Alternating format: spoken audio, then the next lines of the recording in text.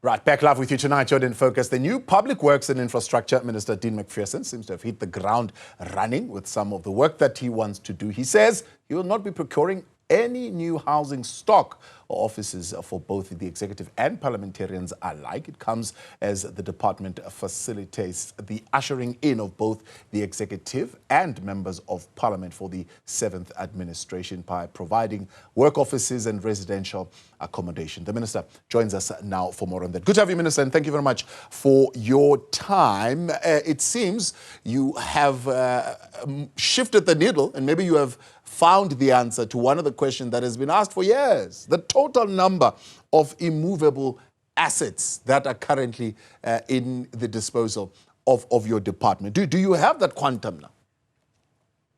Good evening to you and good evening to the viewers.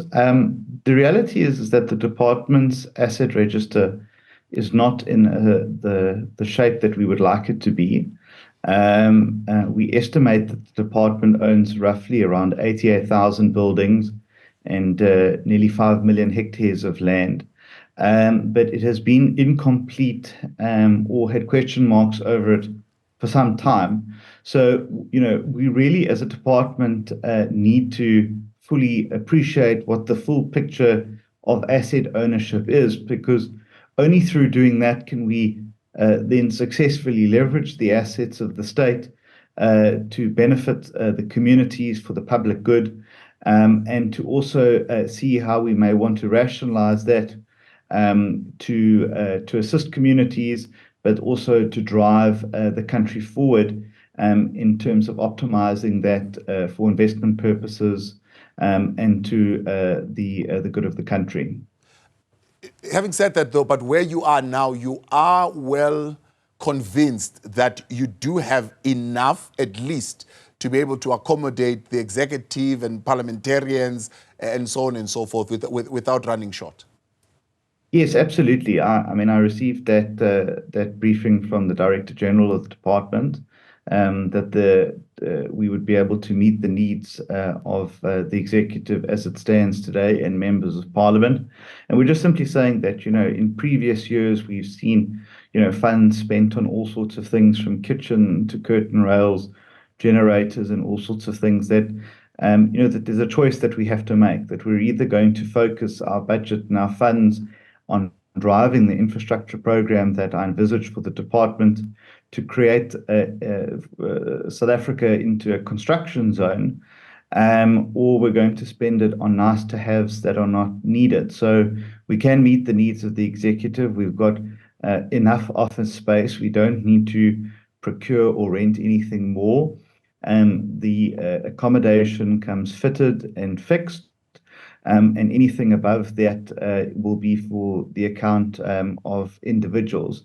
But our priority is on driving infrastructure, on ensuring that we're able to move the dial in the economy and to start creating jobs. And I think that every rand that is available to us should be directed to that purpose. Yeah. It was raised previously to your predecessors, the poor condition of accommodation, especially for National Assembly members. That precinct, apparently things would be dilapidated there. Even curtains are torn and paint is not doing so well. There was some kind of renovation program that would have been entered into. Is that renovation project completed to the extent that you're saying in this financial year you don't see a need to be spending money on maintenance?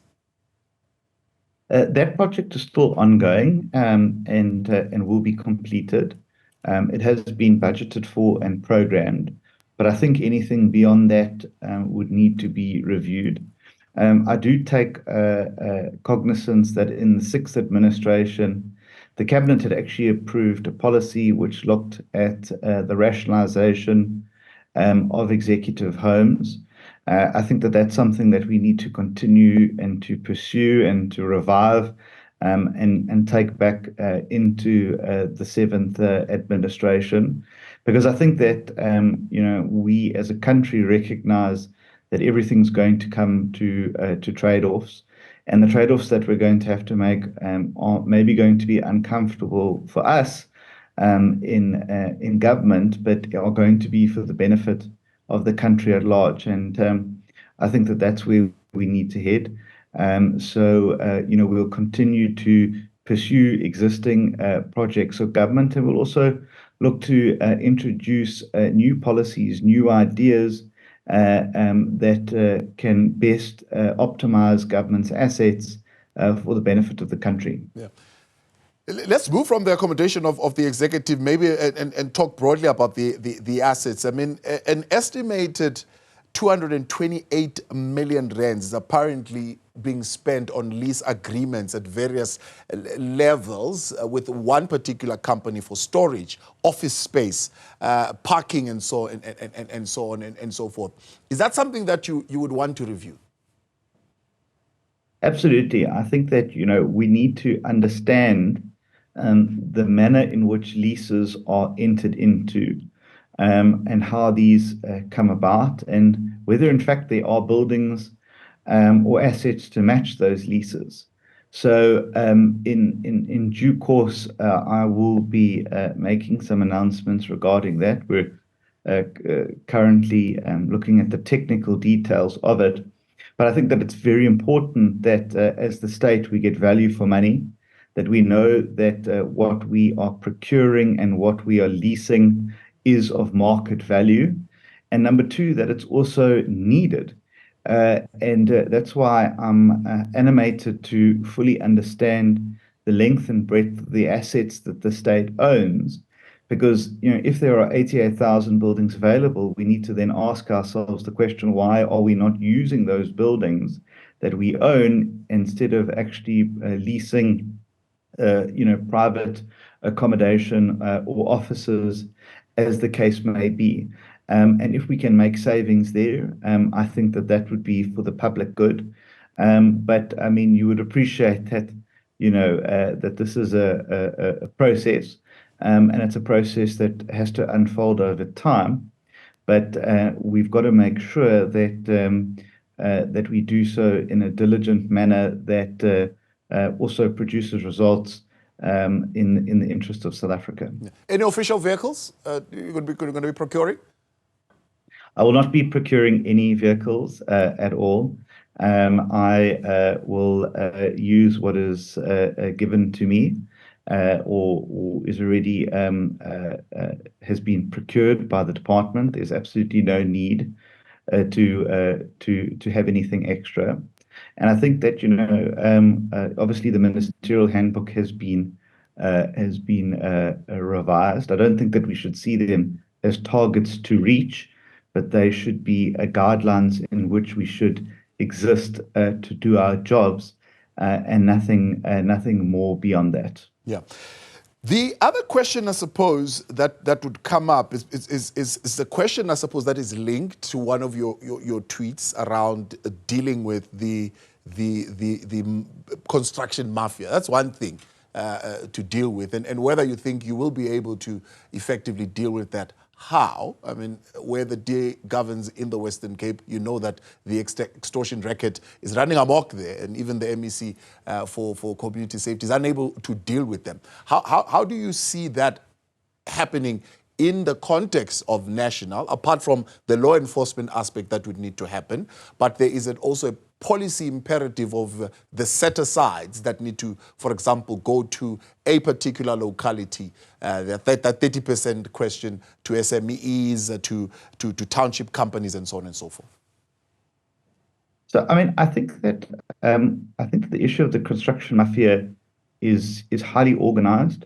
They are very dangerous, and I think that they are beyond what we might want to think or classify them as just sort of community organizations. I think that these are highly structured criminal syndicates that exist across provinces and across the country to take hostage multi-billion rand infrastructure projects, to demand extraordinary amounts of money, and use violence to get their way. And currently, we have a number of high impactful projects that are being delayed by the construction mafia.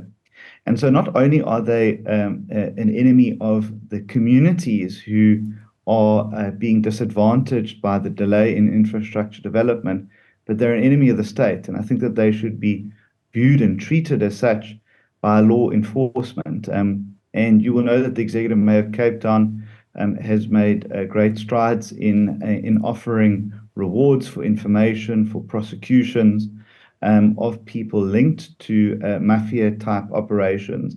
And I think that we need to see that on a broader scale. I have, through the Director General of the department, requested a meeting with the Minister of Police, GNU, so we can look at maybe some new strategies in which we can deal with this.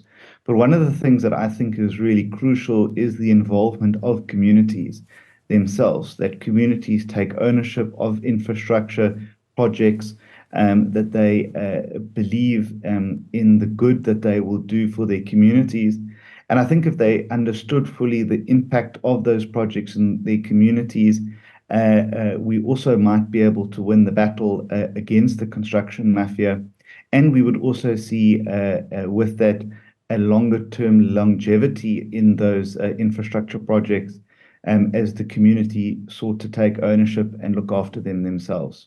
So, I mean, there are some who raise that question to say if you are to see that kind of buy-in, local-based labor should be prioritized, procuring from township businesses should be prioritized, using cooperatives that come from those communities should be prioritized, and that's the only way in which you'll be able to get the buy-in of the communities to that extent. Well, I think no one disagrees with the concept of empowering local communities and seeing skills transfer and seeing development in local communities. No, I mean, I don't know of a single political party who would disagree with that. But I think that when you use certain mechanisms that the state has done under the guise of set-asides, that's what is abused by the construction mafia to get their way.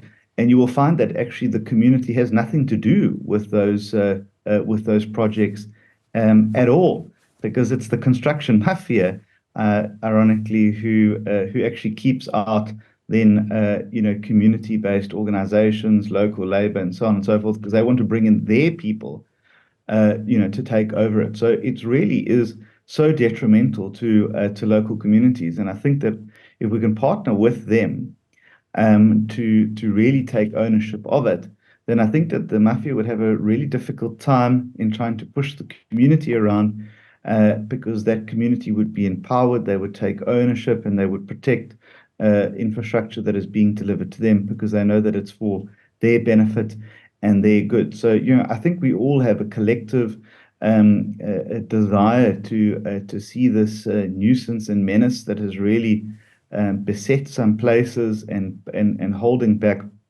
billions of rands worth of infrastructure dealt with decisively. And that's certainly the posture that I'm taking. I know that it is the posture of government, but I think that we now need to intensify that by working together, whether it be with national, provincial, and local governments and local-based communities. So this emanates from business forums. Are you saying your posture is going to be a little bit harder towards the business forums? Are you going to be more hostile towards them? Because that's where this whole tension is coming from. And your predecessors have tried to manage that relationship, but this is where we are right now with trying to manage that particular relationship with the business forum. What will be your approach? Well, I mean, I think the reality is I mean, it's if it's still persisting, it means that things aren't optimally working as they should to stop them. So I think that it's got to also be intelligence based as well. We've got to understand what these groups are doing. As I said, I think that they are highly sophisticated. They are very organized. They have networks throughout the province and throughout the country. And so, I think that they are not what one might colloquially call, sort of a community business forum, where local businesses organize together. I don't believe that the construction mafia is that. They're a lot bigger and a lot more organized than that. So I think that obviously we need to intensify that, because the truth is, if these projects are delayed, they cost more. They cost the state more, and it means that less services and less infrastructure can be delivered to communities who so desperately need it.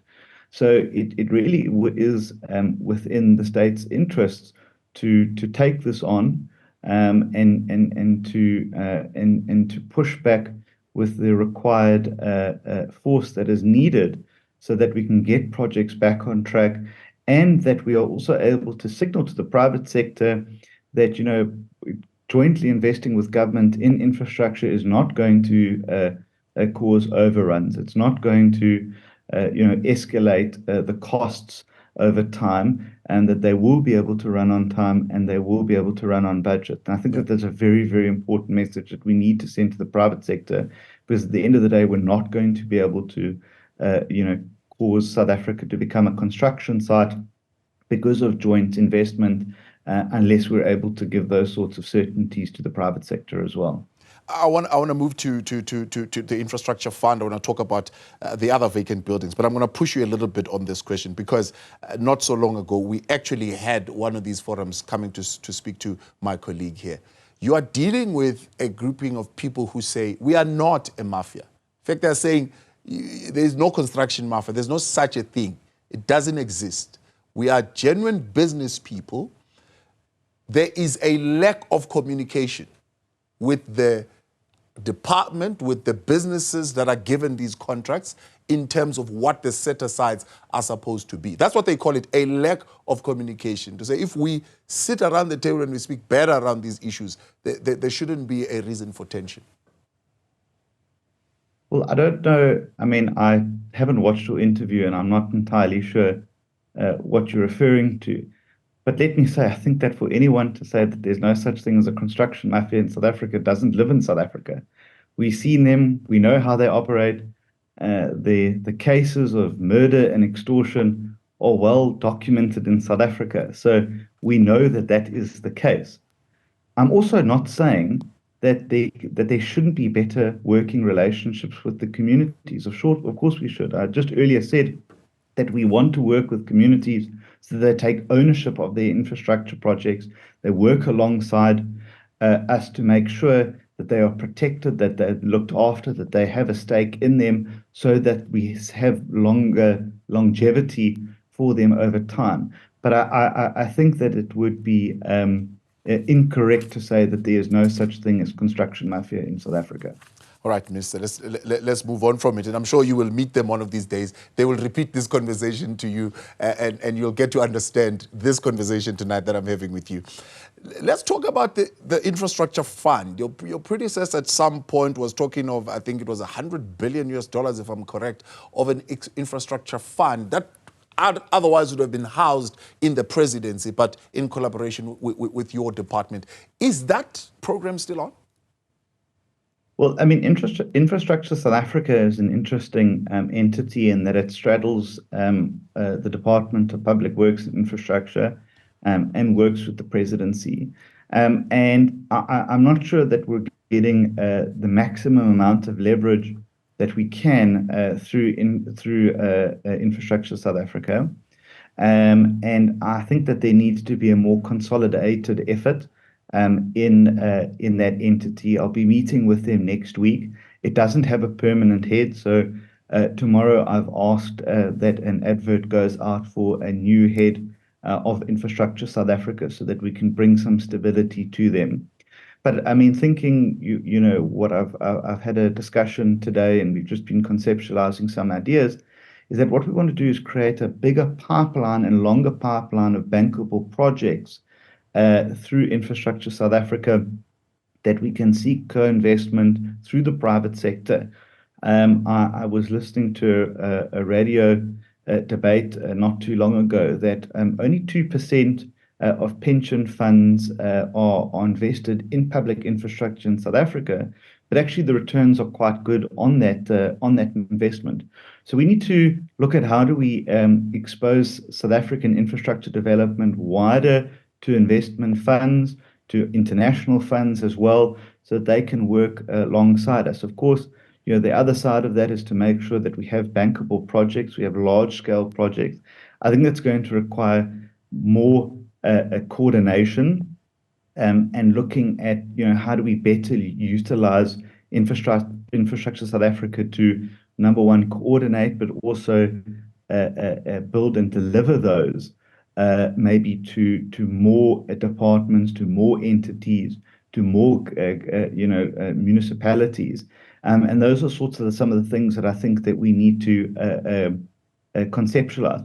I think that it's a great idea, infrastructure South Africa. I think that there's some really good parts there. I think we need to build on that now and look at what is the next phase and next space of that. I think that Dr. Ramaphosa did a good job in getting it off the ground and getting it to where it is. And I think now we need to see how do we work closer with the presidency, with Treasury, and our department now to make infrastructure South Africa the real economic catalyst that I think that it can be for the country. Right. I just had a chat with your colleague now around human settlements. There's a question, I suppose, that is always asked to your department. Have you identified buildings, especially in the inner cities of South Africa, for student accommodation, but also for human settlement? I actually mentioned to Minister Kabaya yesterday when I saw her that I'd really like to have a discussion with herself on how we can actually start using the public assets that we own, like buildings and land, to advance the human settlements program across the country. But that's only going to come through having a credible asset register. So the two go hand in hand. And one of the things that I'll be launching in the not too distant future will actually be a unit in my office that will allow the public to identify buildings that are maybe problematic or need urgent attention. I think that will help boost the register as well. I think we'll probably find some buildings that are problematic that don't exist. But we also have a lot of buildings that are being illegally occupied. And so we're going to have to, unfortunately, turn to the courts to reclaim those buildings back and then see what we can do with them. But I think that this is going to be the collaborative nature of government going forward, is to say, how do we work together to advance the common goals and interests that we have as a government of national unity? And I've known Minister Kabaya for a very long time. She's a very clever politician and a very skilled minister. And I think that if we can sit down together, we can find some really good ways to work together that we'll be able to hand over buildings and lands to departments like hers that can then actually utilize them for the public good. So you're speaking of the courts. The court buildings is one of the areas that is going to be a big challenge for yourself, especially in Magistrates Court. There are issues of generators there. The ESCOM situation, it's a little bit better now, but of course at its height was a big challenge. Those courts really not in a state where they need to be able to carry out their work. I mean, I don't want a single magistrate, a policeman, a nurse or a doctor or a teacher to be working in suboptimal conditions. Nurses, teachers, and police officers, are the unsung heroes of South Africa, and I think they deserve to work in decent conditions. I just received a complaint today about a police station that is literally falling apart, and we then have to ask ourselves, well, how do we expect our men and women in blue to go out there and protect us when we can't even protect them? From inclement weather, and they've got holes in the roof. So, I mean, that's obviously going to have some knock-on budget issues for us. So we're going to have to sit down with Treasury and see what extra we can do, but we're going to have to put a focus on making sure that our buildings that are supposed to deliver public services like courts and police stations and schools. I mean, school's a big issue for me. We just can't have kids continuously falling in pit latrines. They shouldn't exist now. And we've got to deal with those. There's about 4,000 pit toilets that still exist across the country in public schools. We've got to rid our country of that. No child should be dying in a pit latrine. So there are massive challenges. There are massive problems that we have to deal with. But it's going to be a Herculean effort that we're going to have to try and see how we can work with government and the private sector. The private sector is going to be really crucial to support the work that I would like us to do, particularly in trying to fix some of these government buildings, and whether we can then seek sponsorships and donations and work in those sorts of efforts with the public sector, maybe we can make some headway there as well together. Minister, we appreciate your time. Thanks so much for coming on this evening. That's Dean Macpherson. Thank you for having me. Minister of Public Works and Infrastructure. More news when we continue next on In Focus. Stay with us.